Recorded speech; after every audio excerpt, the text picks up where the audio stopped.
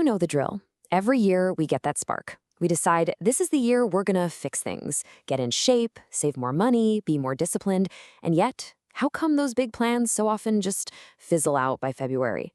Well, in this explainer, we're gonna dig into the real architecture of change, and it starts in a place most of us never even think to look. And look, we've all been there, right? You start off with all this energy, all this motivation, and then a few weeks later, poof, you're right back where you started. But here's the thing. This isn't about you lacking willpower. It's not about finding the perfect productivity app. The real problem is our entire approach to making a change in the first place. See, here's the trap we all fall into. We treat our goals like they're these external problems. We think, oh, if I just had the right diet plan or the right budgeting software, then I'd succeed. We're always looking for some kind of outside fix for what is really and truly an inside job. And that's the fundamental mistake that keeps so many of us spinning our wheels. So if the tools and the latest habits aren't the magic bullet, where should we be looking? This brings us to a huge idea. Most of the time, we're attacking the symptoms, not the actual root cause. We're trying to change our results without ever stopping to question the system that's producing them. All right, check this out. This comparison really lays it all out. On one side, you've got the common approach, the one we all try first. It's all about willpower, habits, tools, external actions. It's all about chasing a result.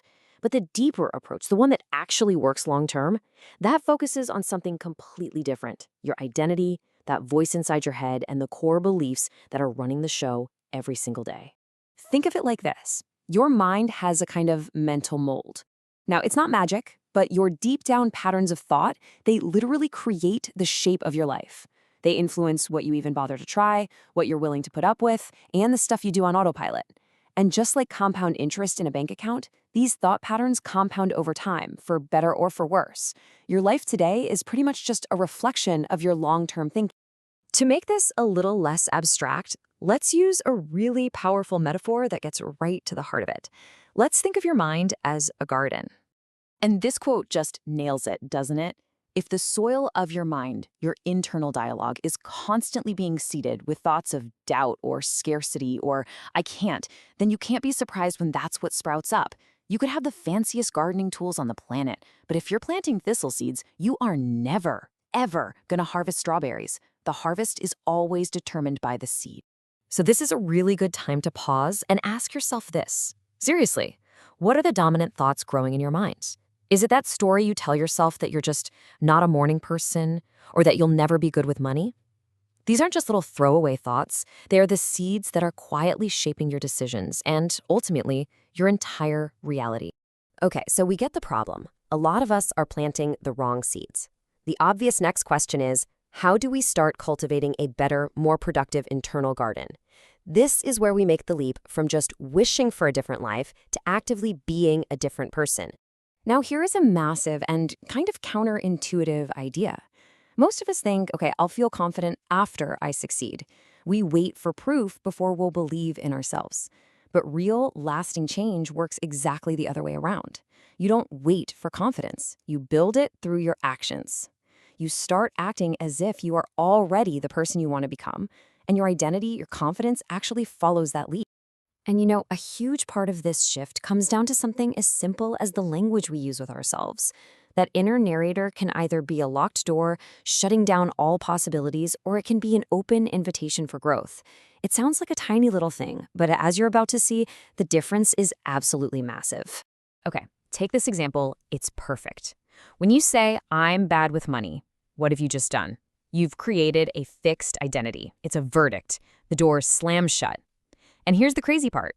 Your brain will now start looking for evidence to prove you right. It's called confirmation bias. But if you say, I'm learning to manage my money better, you've created a working identity. You're acknowledging the challenge, but the door is wide open for progress.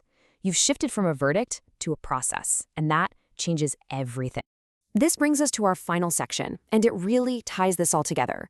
The goal isn't just to tweak your inner language, it's to use that shift to build a whole new mental blueprint for your actions. This is all about becoming, not just chasing. So when you hear the word visualization, you might think of, wishful thinking or just daydreaming. But that's not what we're talking about here. In this context, it's a super practical tool. It isn't about fantasizing about a result, it's about getting super clear on what the process actually looks like. So if you want to be a better leader, you don't just picture the fancy title. You visualize how that leader handles a tough conversation, how they make decisions under pressure. That clear image becomes the blueprint that guides you when it's your turn to act. So the whole architecture of this internal shift, it really boils down to what you could call mental housekeeping. It's an ongoing practice, and it has three key parts. First, you have to notice your defaults. What are those automatic stories and explanations you always jump to? Second, you've got to clarify what you want. No more vague goals. Get crystal clear. And third, and this is the big one, adopt a working identity. Decide to be the kind of person who practices, who learns, who adjusts, not the kind of person who gives up when it gets hard. And this right here is the core idea of this entire explainer. Real change doesn't come from that frantic, desperate chase for a goal. It comes from the quiet, deliberate process of becoming the kind of person for whom that goal is just a natural byproduct. You don't chase success, you build the identity that naturally creates it. So, we'll leave you with this final thought. Instead of starting with the usual question, what do I want to achieve?